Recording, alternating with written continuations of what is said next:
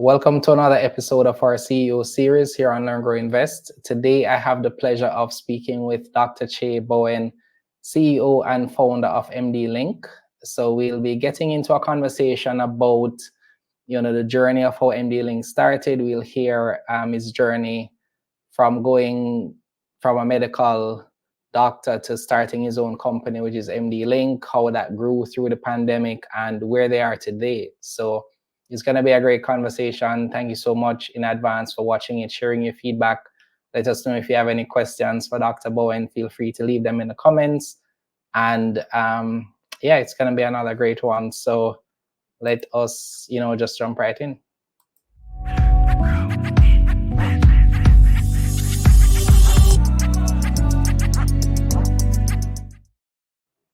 Right, so let us pray.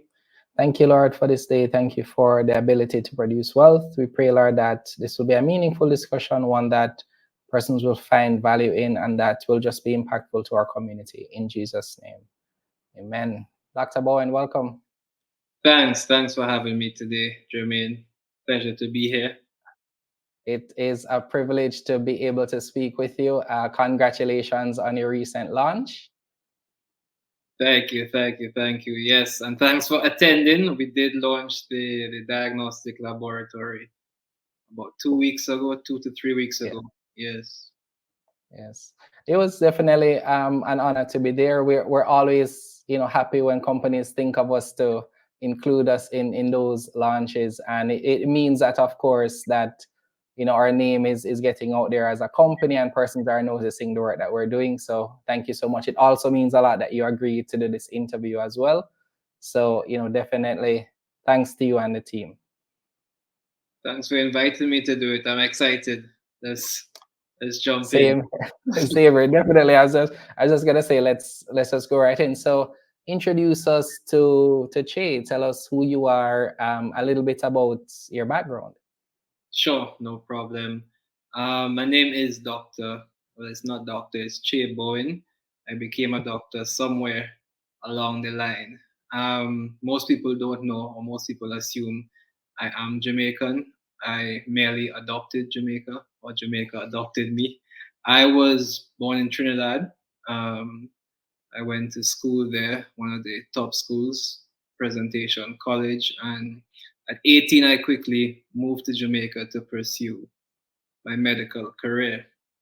Grew up in St. Augustine, actually, in Trinidad, and I would have spent some time in St. Lucia as well as Barbados, but mostly in Trinidad. In Jamaica, fell in love with it from 18 to now, so that's more than 13 years in Jamaica. I left at one point, but 5 years of medical school, and I started working. I worked at the Kingston Public Hospital, University of the West Indies. I worked at some private practices, and I was a general practitioner at the time. And at somewhere along the line, I decided, hey, let me check out the British Virgin Islands. I'm going back actually, during med school, one of the things that I enjoyed doing was thinking outside the box. So even during med school, we started having events. We started with the Med Law Social. Then we went ahead to an event or a party for professionals, students only. So it was for the legal students and the medical students. That was a success, and the owner of the club asked us to continue running it, and we did.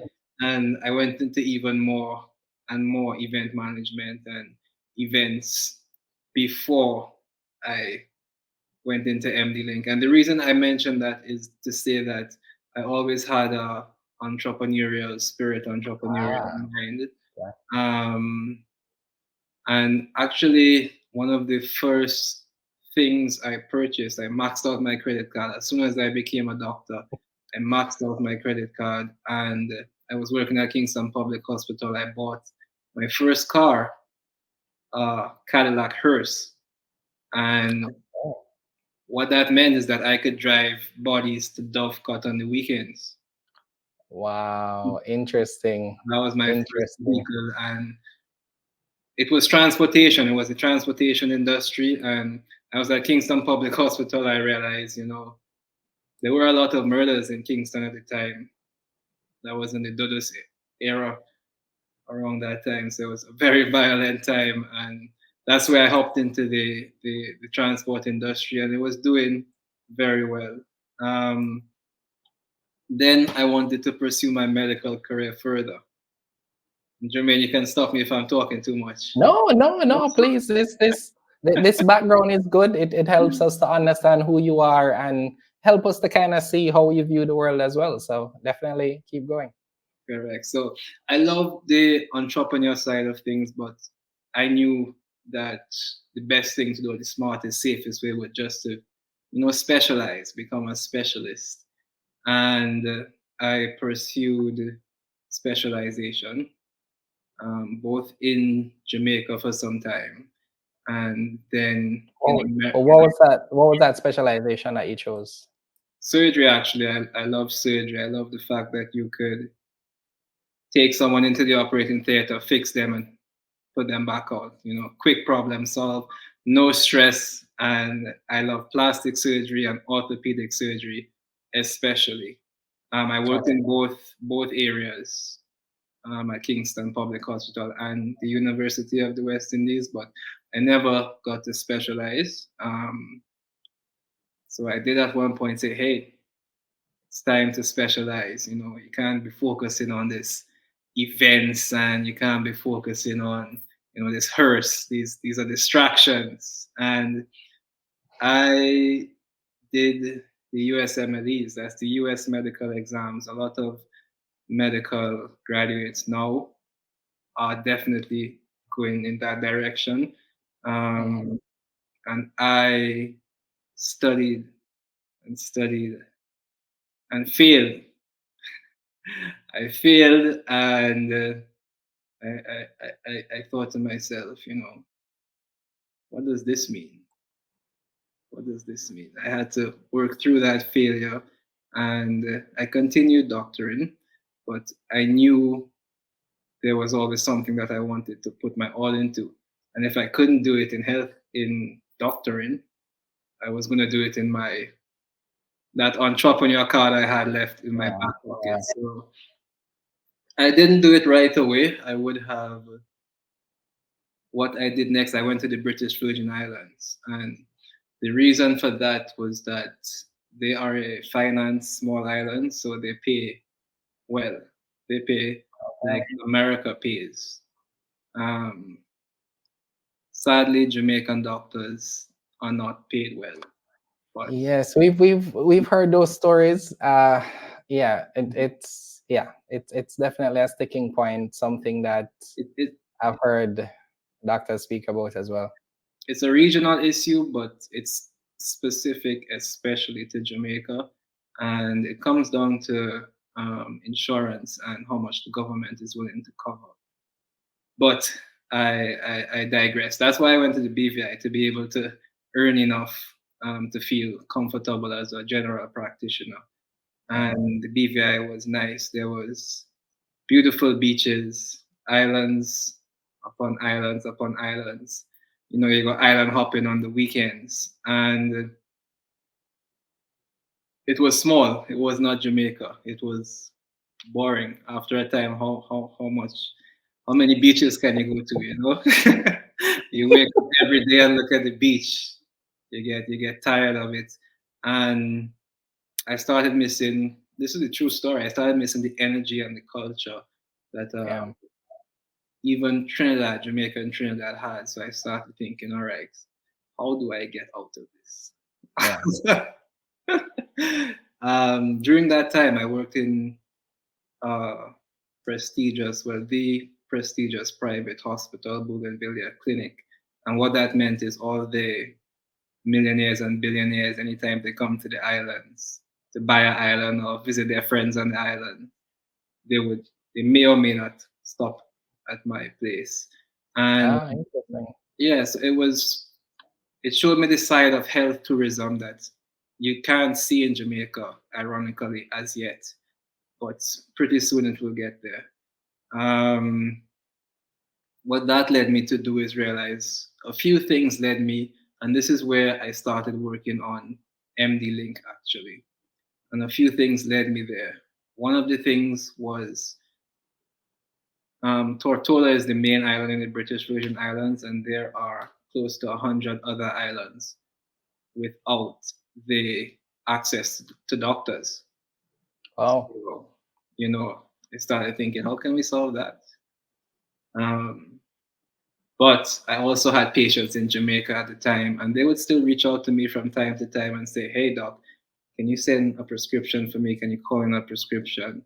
My pressure is this," and I'd be like, "Sure," on WhatsApp, and I'd help them out free of charge. And Oh, okay. one day I So, pressed so send. I know who to call next time then. One day I pressed send, and I thought to myself, "Wait a minute,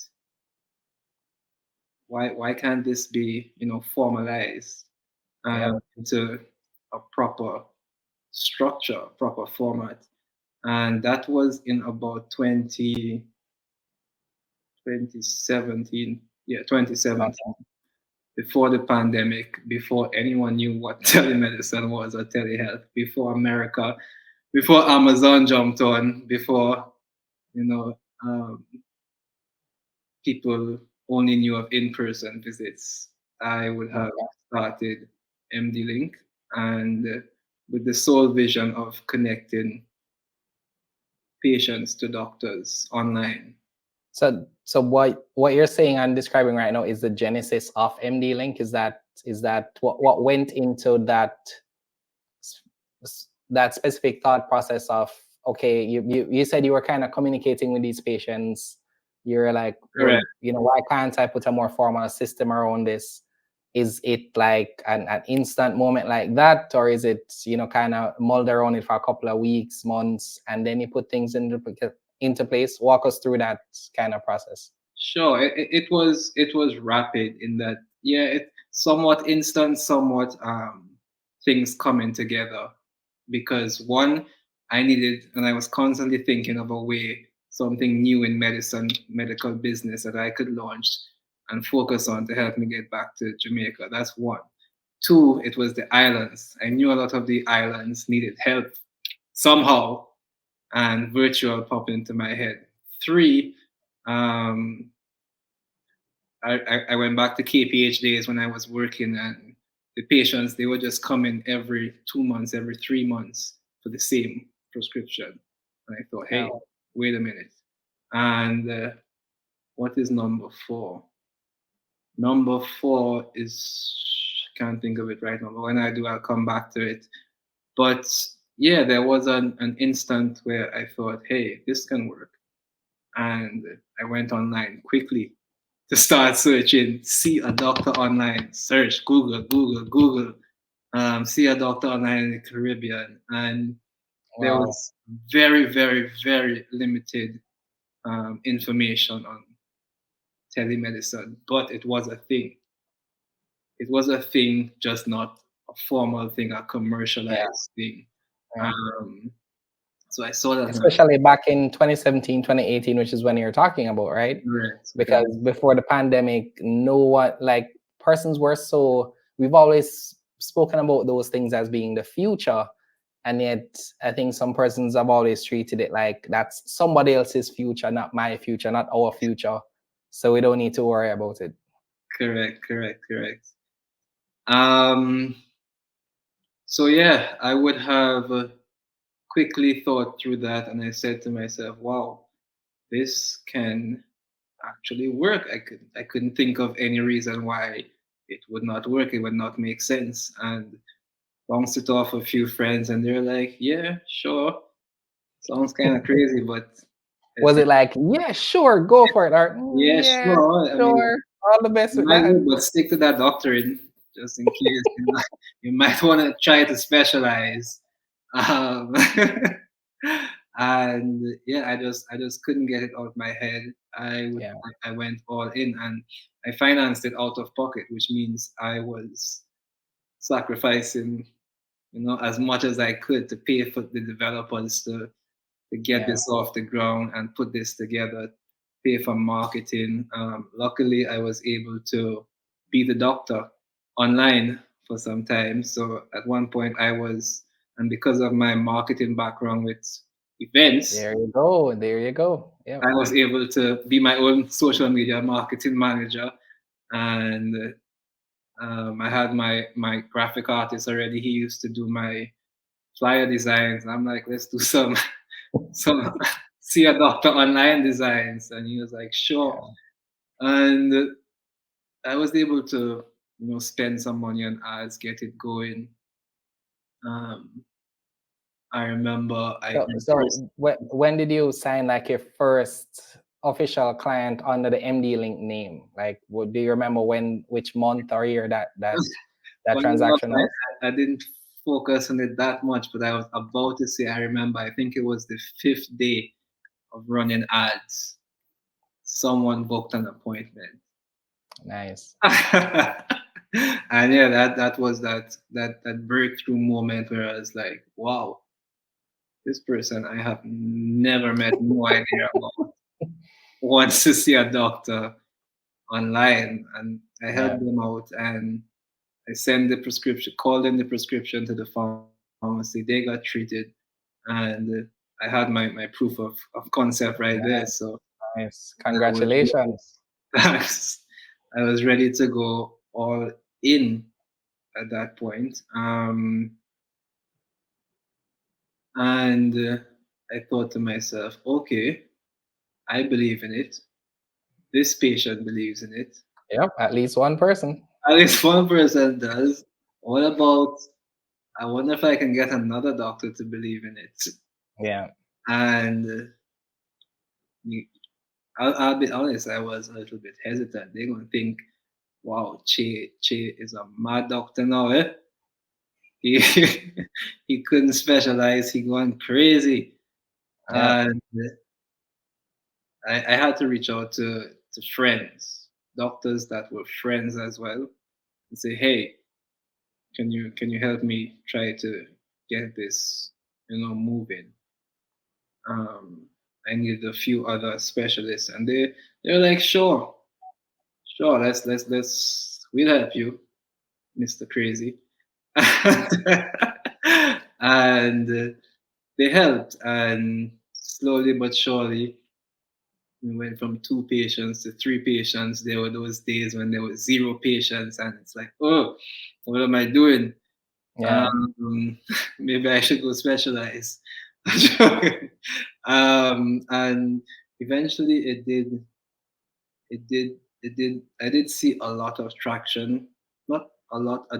I was seeing the improvements, Yeah. and I knew for sure that it would and could work because it was working. And one day I woke up and something told me today is the day, and I went to my boss and I said I quit. Ah. Okay. How um, long? How long were you doing it before you got to that point? maybe 6 months. Okay. So Okay. it wasn't sustainable. I It was wasn't. It wasn't sustainable doing both. When I say it wasn't sustainable, I wasn't getting paid as a doctor per se. I gave away my Ah, services for free that can go into marketing, whatever. yeah. But the business itself was not sustainable. The telemedicine business was not sustainable on its own. But I just Yeah. knew that I had to make a move. I had to go all in. You had to do And something, right? Yeah. correct. And I was looking for investors, and actually it was um, the CEO of First Rock, Ryan Reed. He was like, "You gotta go all in. You can't be the BVI. You gotta go all in." And I'm like, Yeah. "Cool. Um, Let me see how I could do that." And what I did do was that this was right before the pandemic, so I was smart. I was like, okay, let me see if I can secure a job in Jamaica before I quit. And I did secure a job at a private hospital, and I was like, okay, I got the job offer letter, everything. I'm like, today is the day. I went to my boss in the BVI. I said I quit, and I went back home. I packed up 14, it was probably 10 suitcases, put them on the plane, paid the overweight, and I was out of the BVI the next day. My boss was like, "So when are you gonna be leaving?" I'm like, "Tomorrow."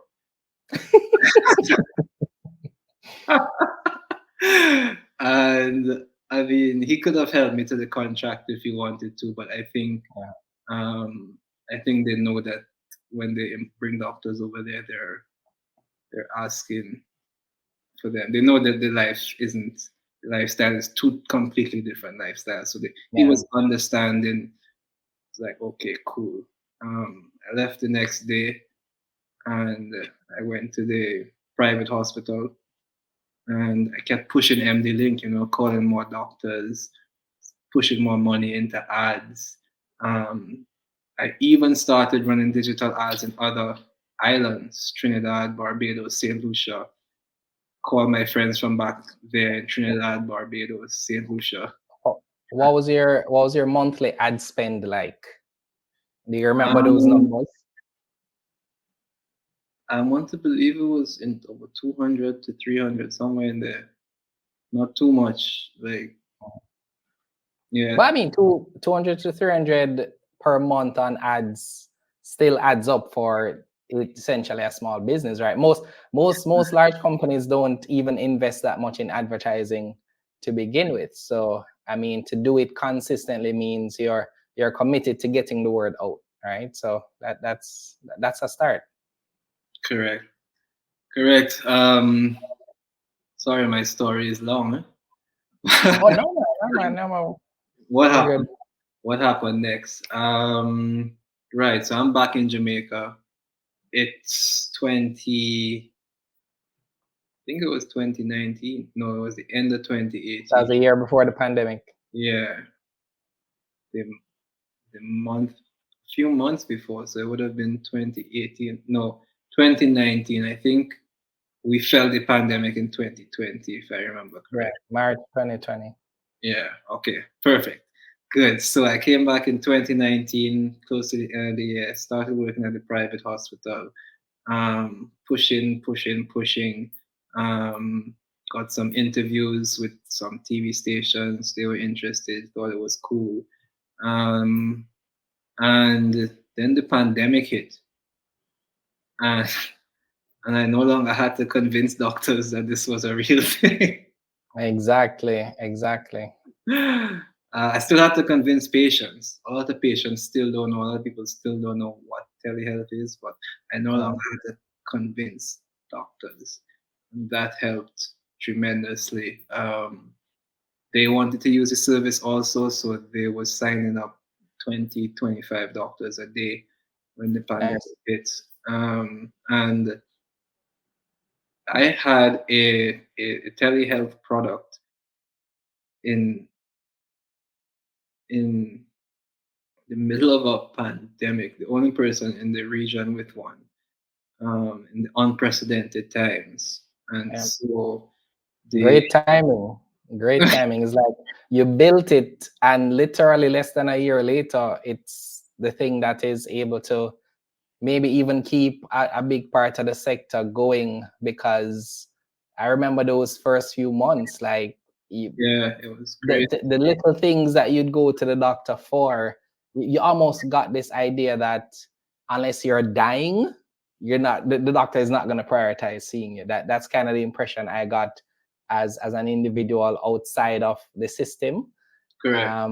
Because I remember in 2020 I had to go to the doctor a couple of times, and I was like, well, does it make sense to go for this? They're like, honestly, Jermaine, I spoke to somebody and they're like, honestly, Jermaine, unless they're going to prioritize COVID cases. So if you don't have COVID symptoms, for example, if you're not seen as critical, I think I had to do a scan somewhere. And at the time, there was only like a handful of doctors. No, I had to see a specialist. Only a handful of doctors were seen as specialists in that area. And I was told there's a backlog already. So unless you are pretty much diagnosed with something life threatening, nobody's going to see you. That's pretty much what I was told. So I had to wait a couple of months, almost 3 to 4 months, to see someone. So yeah, it's easy to forget how badly COVID affected life in general and how restrained we were back then.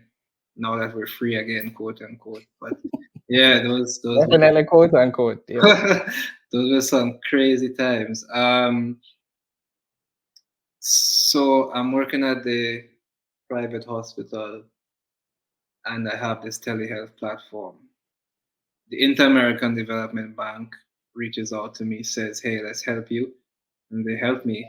Um, they helped me tremendously for a startup with a grant of close to 150,000 actually. It went into redeveloping the platform and marketing during the pandemic. So that was very helpful. Thanks to the IADB for making that happen. We worked together and we put together a screening tool which was successful along with the telehealth platform. Now, one of the things that happened is that the media loved MDLink. It was the only thing of its kind in the middle of this horror film. And that meant that they were calling me nonstop. I think every weekend I was in the newspaper. Every week I was on a radio station being interviewed. You didn't have to pay for marketing anymore, right? They're all calling me Gleaner, Observer, Every Media House, TVJ, CBM, and I guess that worked to my benefit and not, meaning I was challenged, and they said there was a conflict of interest. In what sense? I was no longer a general practitioner. I was a general practitioner and a CEO of a medical company. Oh, okay. I see. Relieved of my duties in the middle of the pandemic when wow. everyone wanted so much to be employed. And so I thought to myself, wow, my business is not where it's supposed to be, and I can't rely on it alone. So I was able to find a job at the Chest Hospital, which is a public institution, and they are more accepting of. So wait, are you still part-time or you're full-time MDLink now? I'm full-time MDLink now. Okay, good. Okay. Continue. I was gonna ask you as well. I don't think we touched on it specifically. What's the full range of offerings? Because you started out with telemedicine. You mentioned you added a screening tool with the help of the grant. But what's the scope of all the services? Kind of introduce MDLink to somebody who may not have heard about them before. Sure. I mean, MDLink is a telehealth company. It started off as a telemedicine company to connect patients to doctors online virtually and have them treated and diagnosed online from the comfort of your home on any smart device, and making it affordable and increasing access to healthcare. That's where it started, and I think the name MDLink speaks loudly to the vision of the company. MD being medical doctor, Link being Jamaican link. So we're linking the doctors, we're connecting doctors, we're helping doctors, and we're also helping patients. Our slogan now is doctor trusted, patient focused, and we have since evolved into a medical laboratory testing. We have the drive-through and concierge house call services, which means any form of healthcare you want at home, we can make it happen for you. All of those things developed during the pandemic journey. And while working at the Chest Hospital, the reason I went there or chose there is because it's a small, light hospital. It's easy, or so the doctors would have been told. And but I went there and it was strenuous. You know, there was a chest pathology pandemic, and we had to open new wards and stay up late. And I've never seen so many patients, sad to say, pass away before. So Yeah. it was it was a crazy time seeing all these patients pass away, being on the ground, trying to get telehealth up. And while these patients are passing away on the ward, you hear people outside saying the virus isn't real. Yeah. And That's crazy. That's crazy. There are people who still think that, unfortunately. very true, very true. Hard to convince me of that. Um, but working on the ground helped me to launch the second avenue of MDLink, which is testing. I quickly realized that hey, this virus, people don't know what it is. It can be asymptomatic. It looked like the flu. No one really knows. You're gonna have to test for it.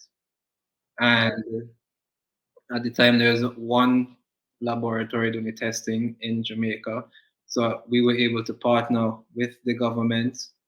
But what I would say before that is initially we brought in the first COVID test to the island. When I say we, me personally, and started testing out of the back of my car. And I realized it became somewhat a need, and it went on to become a requirement more than a need. If you wanted to travel, you had to get tested. So it was a good industry to be in at the time. It's not something I just jumped into. I would say I was also the pioneer of COVID testing in Jamaica, um, and probably or definitely the first person to test someone in Jamaica. So yeah, we went straight into COVID testing, and that led us to the next avenue, which would have been drive-through COVID testing. And we were the first again to launch that in Jamaica, and it was successful tremendously. Everyone loved it. Everyone used it. It just made sense for the the time, the unprecedented times. Of course, in the back of my head, I knew COVID would finish, and so I was thinking, you know, what next? What next? And we ended up going into diagnostics. So that is our main second arm, diagnostics, and we acquired Fleet Diagnostic Laboratory, an accredited laboratory, and we are in the process of transforming it, modernizing it, you know, giving it a new face from the inside out. And we are moving forward. We have been growing tremendously, and we continue to grow and expand our Great. services in that arena. Great. So you mentioned something just briefly. I wanted to kind of, double click on it a little bit. So you mentioned Ryan Reed from First Rock. In terms of investments, partnerships that have been able to build you up to this point. Let's talk about the investments first. You started the company, on your own, funded it to bootstrapped to a certain point. Do you currently have investors in the company as currently constructed? We'll talk about the other stuff later on, but I just wanted to understand. You may not want to give the details, but do you have investors now? And is it in terms of now key partnerships? We'll talk about that right after. Sure, that's a fun question. No, I don't have any investors right now. It's just me, but along the way, there were a lot of persons that reached out to me, trying to invest. In the early days, um, a lot of the Jamaican investment firms reached out to me. I no longer want to call any names because No, definitely, especially if you're not working with anyone now. yeah, Don't call any names. I just Probably felt for the best. at the time that the deal they were offering wasn't the deals that the American companies that copied me were getting. Yeah. And I shouldn't say copy, but they came after me, I would say, for sure. And I had to, think to Or myself, you're thinking like the valuations they were able to get in the US, etc. Uh, yeah, it that was a that's a drastic sticking difference. point. That's a sticking point for entrepreneurs. I know a few, and we've seen it with the edtech companies, for example. The valuations, I think there's always this disconnect with the founder, saying his company is worth X. The broker, the industry is saying, well, you think it's worth X, but it's X Correct. divided by 10. So, yeah. It's funny because when you enter the startup world, you really have to be careful, keen, sharp, careful. An American company reached out to me, eHave, and it's online actually. They wanted to acquire a stake in MDLink and take it to America. And that kind of turned out to be more or less, again, the offer was low, and it seemed like they were trying to take advantage of the little black boy um, in the Caribbean. And so they leveraged, it's a publicly listed company in America. They leveraged MDLink by posting an article to increase their stock price.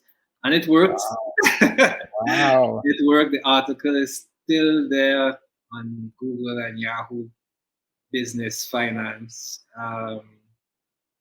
But I was never comfortable. I didn't go forward with that deal.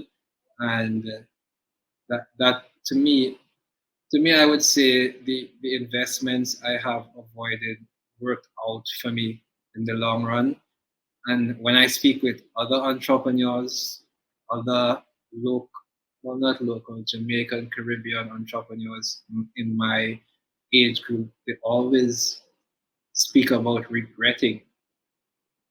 I should not have. I wish I didn't. Ah, Interesting. So, I'll, investors. I Almost everyone yeah. that I've spoken to would have given that sentiment. So I was always very cautious about it. That doesn't mean that I don't want to accept investors. I'm definitely still looking. I have a big vision to fulfill. So Mhm.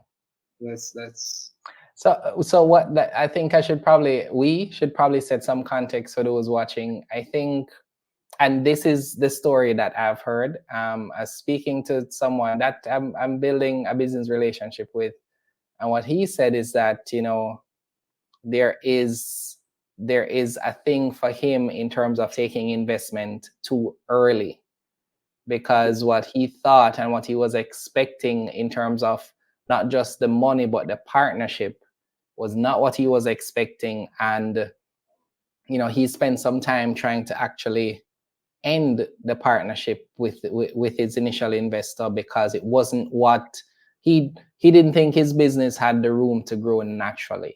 And yeah, the demands of an investor, because reasonably so an investor is looking for a return.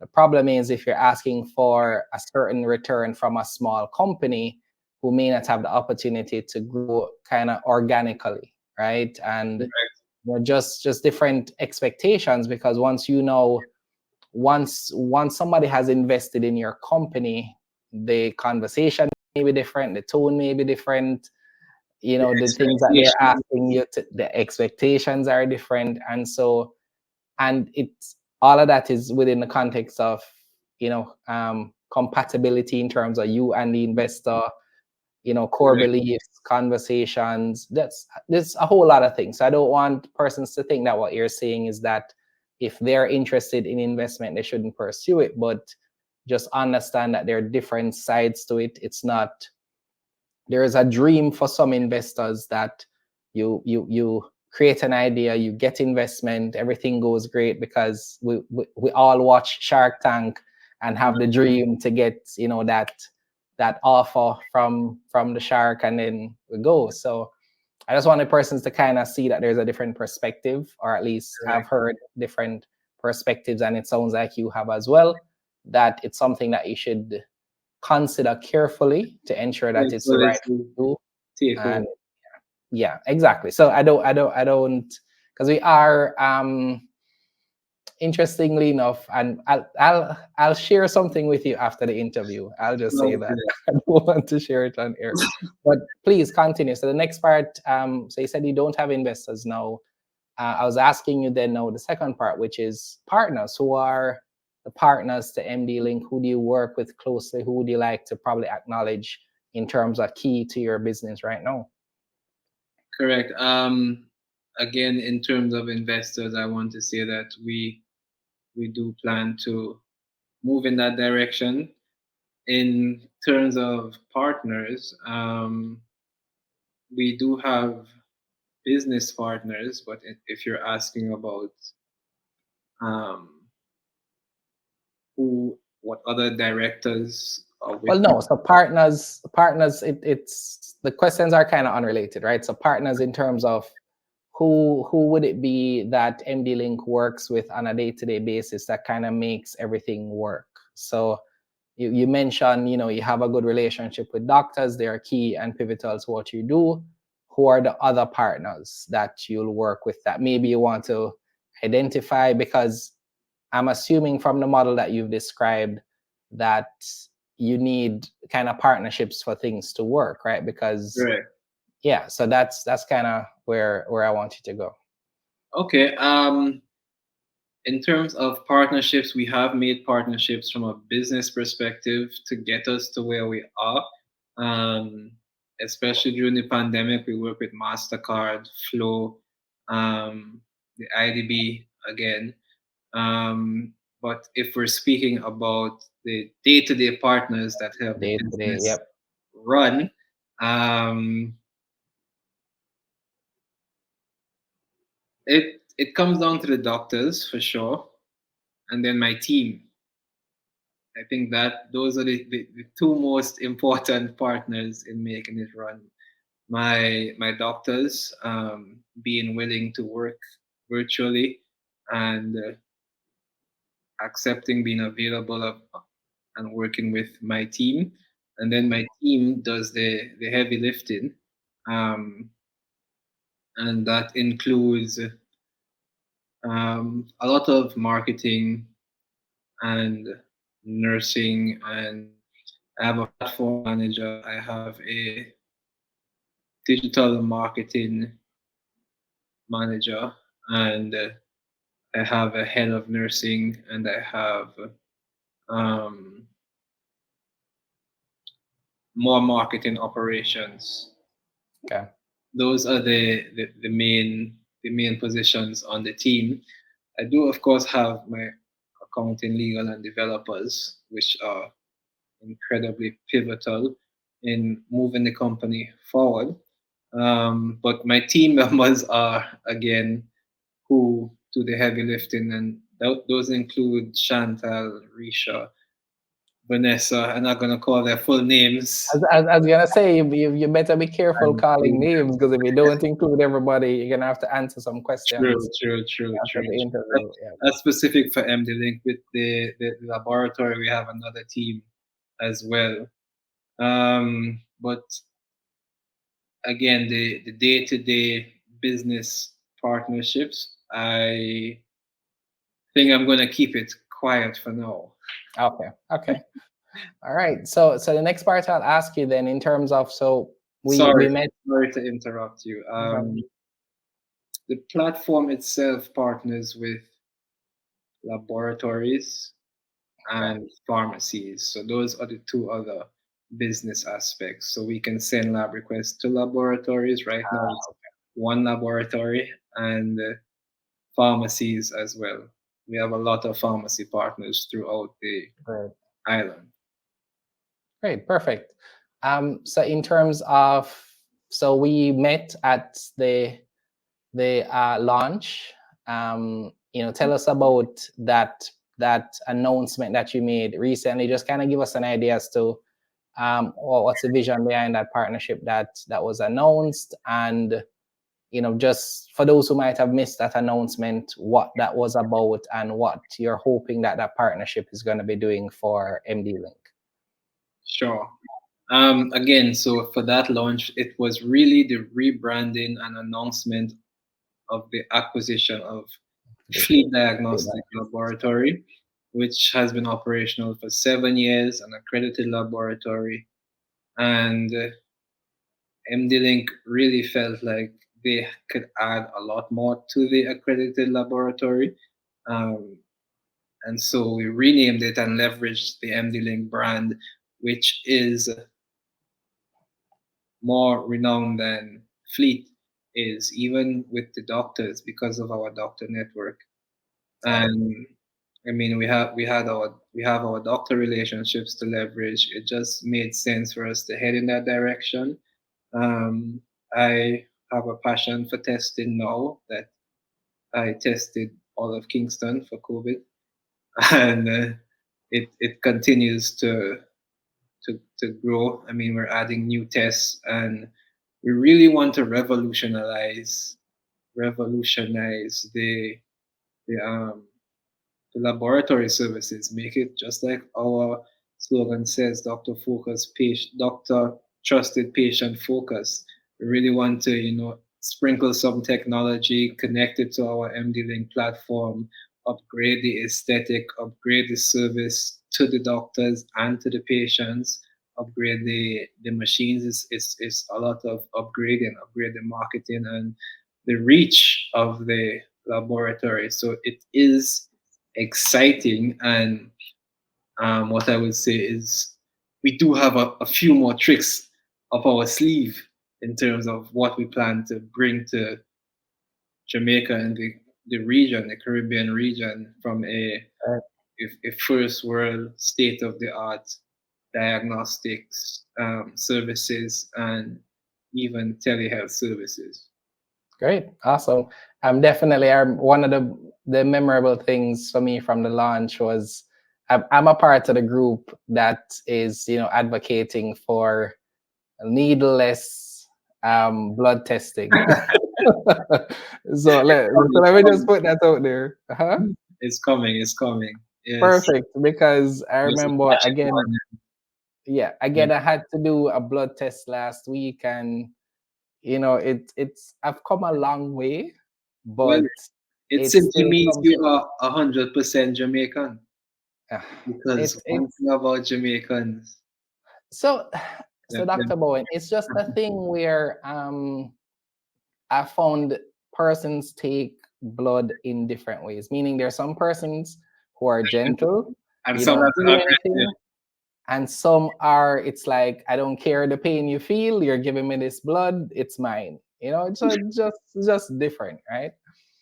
So in terms of, so you kind of alluded to things coming down the pipeline.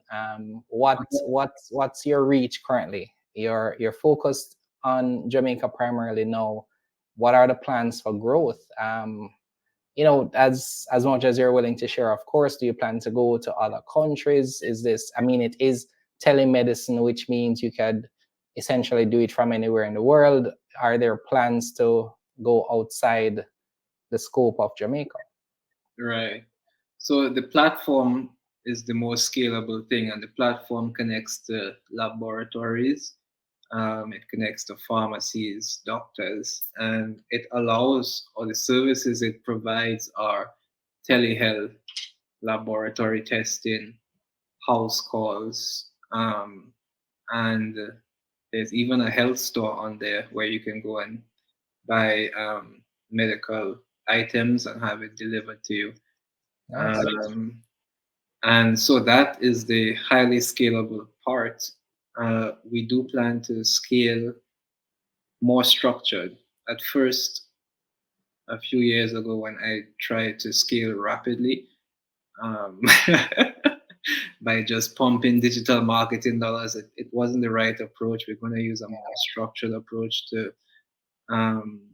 re-enter Trinidad, Barbados, St. Lucia, Guyana, Cayman Islands, British Virgin Islands, Montserrat, Antigua, the, Right.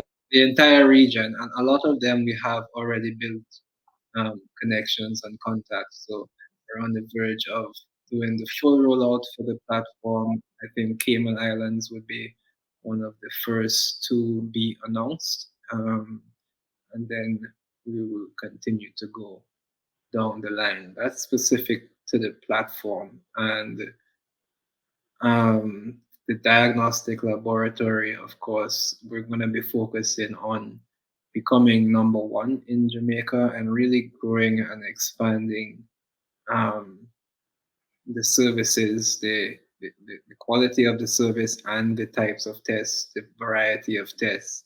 Um, we'll be making some further connections in First World and bringing those stuff to Jamaica. In terms of the overall vision for the lab,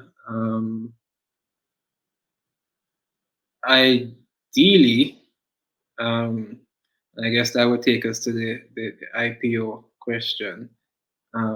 That's one of We'd get there. we'll get there. We'll get there. Yeah, that's good. As the question was gonna be with these growth plans that you have. I mean, is an IPO something that you're considering? Is that in the pipeline for you? Definitely, I think both companies are they're public facing companies and therefore they should be public companies as well. Especially the MDLink platform. Um, it's it's one of a kind and it can really scale to an unforeseen level once it gets the right traction and the right pump behind it. And I think the IPO pump would be a good one. It's all about getting everyone involved. So the laboratory as well, we're looking at IPOing separately from the platform. Ah, interesting, interesting. And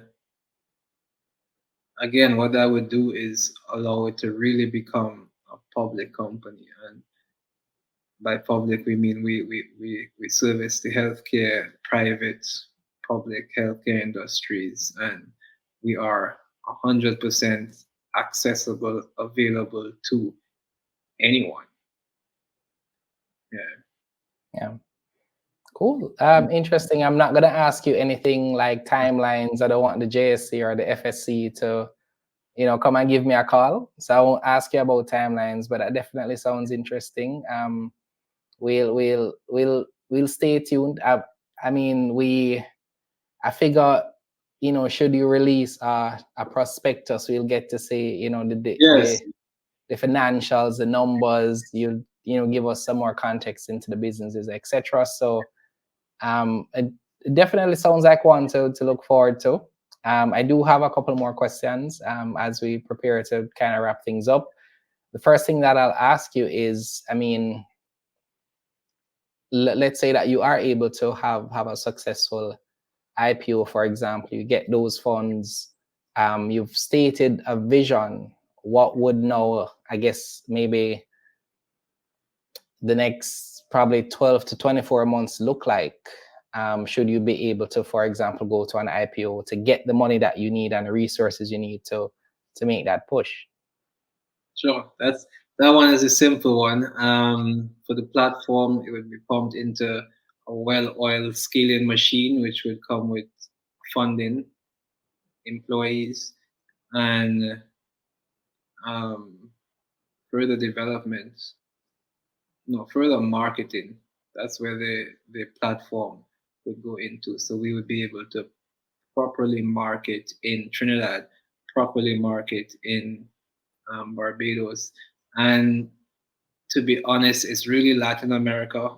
That's where I want to go um, because of the population. Okay. My network is in the Caribbean because of who I am, but I definitely want to expand to Latin America.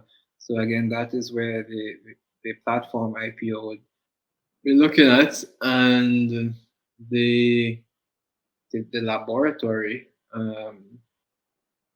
Ideally, we would want to get some more labs, get a lab in Trinidad, get a lab in Barbados, connected to the platform, and continue. Yeah. Yeah. So that is the vision for both of them, more or less. Great. Awesome. So I'll ask you to tell us, let's focus a little bit on, understanding. So you spoke, a few kind of loose ends from what you've said earlier that I wanted to ask you about. So you mentioned that you see an opportunity for, medical tourism. What does that look like for you? What opportunities do you see specifically for medical tourism? And I mean, MDLink's role in that. Correct. So start there. Start with that one. What I would say is, I think Jamaica's tourism is booming right now. They're on the Expedia ads, they're on the football ads in the first world. And I think the events, the Dream Weekend, the Carnival, I think the tourism for Jamaica and the brand that it represents is only going to go in one direction. And I say all of that to say that when a tourist or a first world person, any tour, mostly first world, where telehealth is standard, when they come to visit Jamaica, they're going to want to use telehealth. Yeah. Especially if it's, they forgot their prescription or they just need to see a doctor quickly for something. Not like surgery. Surgery, they're gonna go back home. But Yeah. you you get where I'm coming from. So Yeah, man, definitely. that's where the platform would fit into health tourism, on a straightforward scale. Yeah. Okay. All right. So the next question I have, you mentioned this exam that you weren't able to pass. Do you plan to go and take back that exam? Is it something you're like, that's behind me now? And because I mean, I'm asking that because, personally, sometimes persons look at that as, like kind of like a sense of accomplishment kind of thing. You are, you're having success with MDLink, but sometimes I Yeah. guess that kind of failed exam can play on your mind. Is it something you've ever thought about? That is an interesting question. I've never had it posed to me in that angle. Um, no, I always felt like this was the direction I needed to go in. I don't know if you ever read the book The Alchemist, but that's what it always felt No, like. I've heard about it. Yeah, everything just was falling in line in this direction, in that direction, and working hard, and it just felt not me. This Right. direction smooth. So for me, I think failing helped me to find my dream, I guess, and not only my dream career, but dream life as well. Yeah. Okay, cool. Mhm. Interesting. I mean, it's something that I think it's always interesting to hear how persons view failure. I mean, what I hear you saying is that you're looking at it as being led to something else, right? Because persons can think about failure as something that limits them and their potential, but what you're saying is that failure is telling you where your strengths are. So it's I think an interesting perspective. I do want to ask you as well now on the as we close out things on like the company side. I know, at least just from some of the work you've mentioned, how you started working with patients at no cost. In terms of, I'm assuming that that sort of culture and mindset has translated to MDLink. So in terms of outreach that you do as a company, as an organization, how, tell me about some of those that you may do now. How does your personal passion, I guess, go through the company in that regard? Sure. When I was a medical student, um, I was the special projects coordinator for the Jamaica Medical Students Association. And in my year in that role, we started a charity at the Sir John Golding Rehabilitation Center. That's specific to disabled persons, um, both children and adults, people that live in wheelchairs, people that have one leg, one arm. Um, and we started a Christmas party back then when I was in medical school. And when I founded MDLink, it stopped after my year in medical school. And when I founded MDLink, I was like, let's do it again. And Yeah.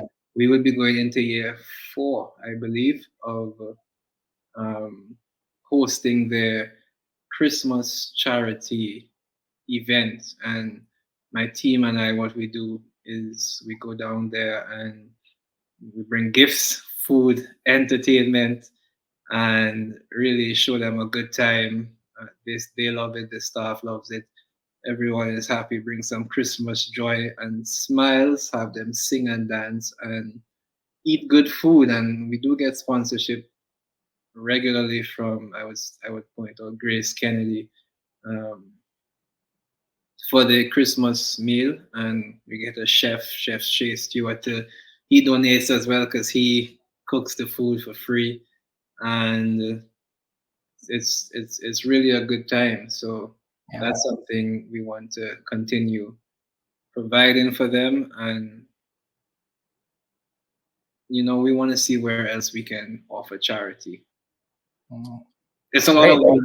It's a lot of work, and it Yeah. drains my team. And it's Yeah. like, I'm happy that you said that, because I think people sometimes miss, because we do a fair amount of outreach and charity as a community for Learn, Grow, Invest, and it is work it's to give back, to organize, to put the pieces together, to work with sponsors, to package the donations. It's a full event, right? So correct. it's And the we do get service itself, the physical service, and then the service of actually serving others. It is work, definitely. um, also blueprint events. They help with the decoration, so we decorate the place as well. I want to make mention to them as well. And I think the other form of outreach we do is that we work with the medical students, med-sci students, and we sponsor their uniforms and help out with their events that they host throughout the year as well. So that's our way of giving back to the medical community. Nice. Okay, so thank you so much for that. I'll ask you two final questions to close.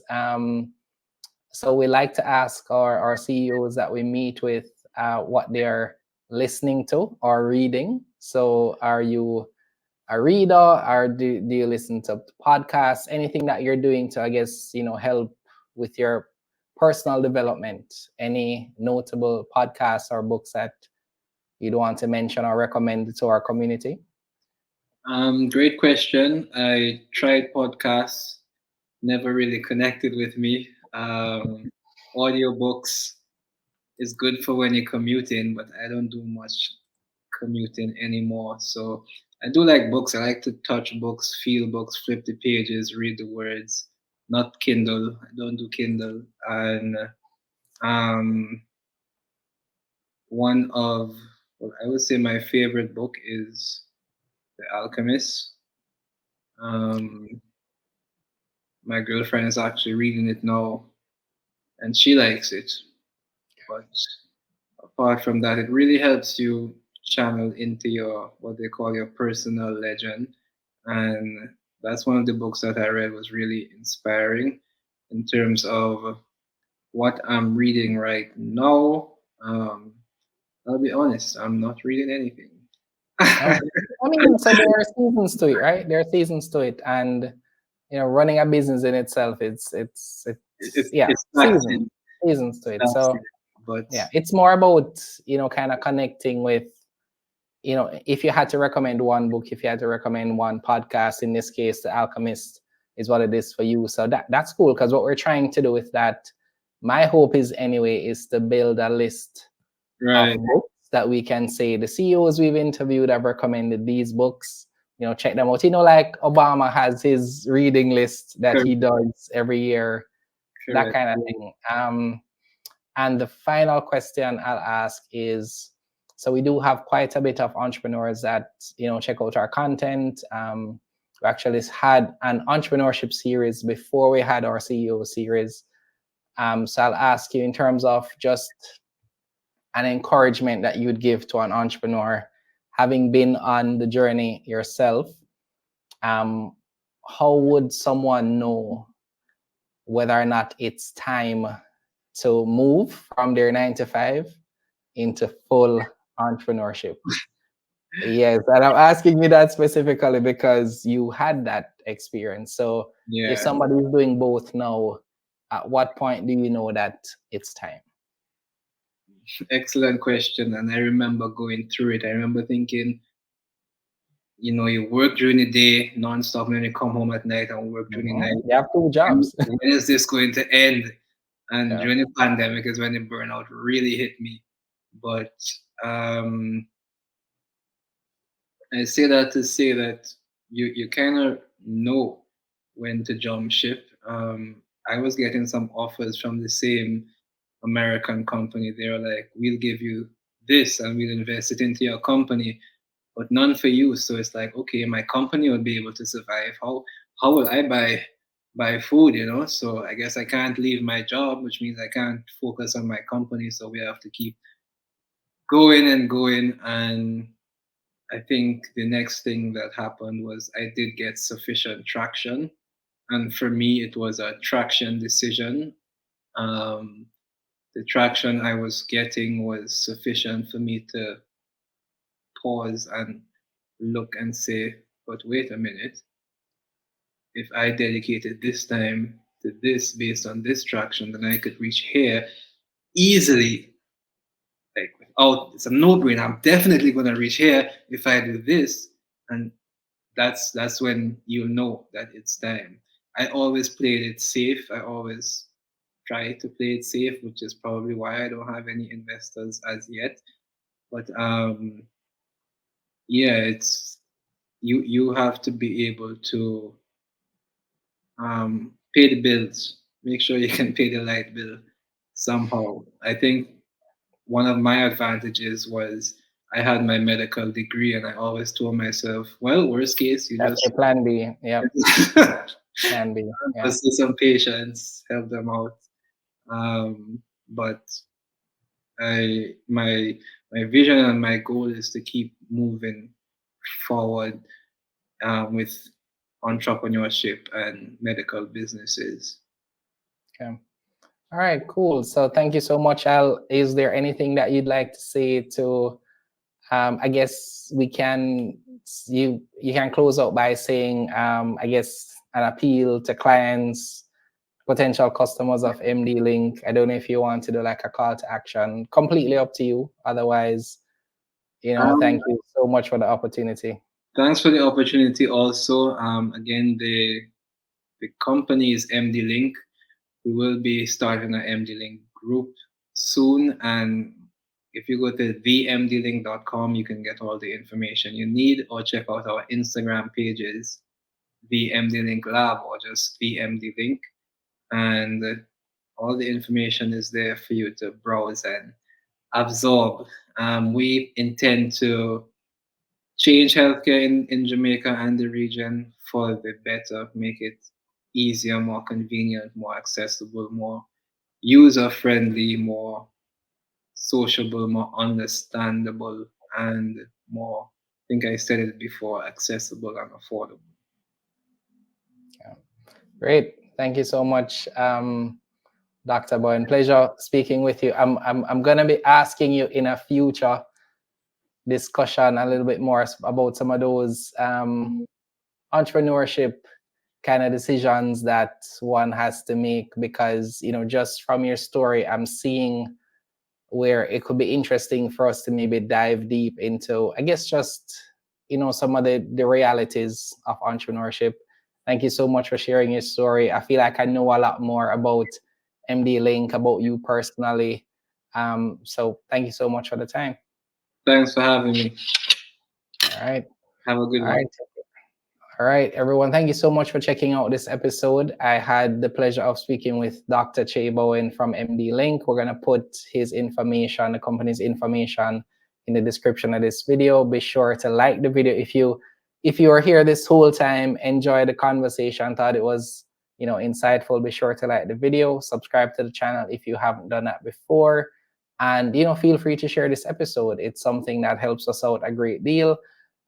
We're trying to, you know, bring you episodes like this that we think are interesting, that you'd find value in. And, you know, we'll definitely be looking out for a potential IPO and see where things go with, you know, MDLink overall. So thank you so much for watching, and we'll see you in the next one. Learning is the key to successful investing. And who doesn't want to invest in some way? Here at L.E.A.R.N Grow Invest, we focus on financial education, all with the aim of sharing our knowledge on personal finance, investing, and building wealth. We do this on the foundation of our faith in God. If a more holistic approach is what you need, check out our Grow Faith-based financial coaching program. Find out more about us at learngrowinvestclub.com and follow us on all social media platforms at Learn, Grow, Invest.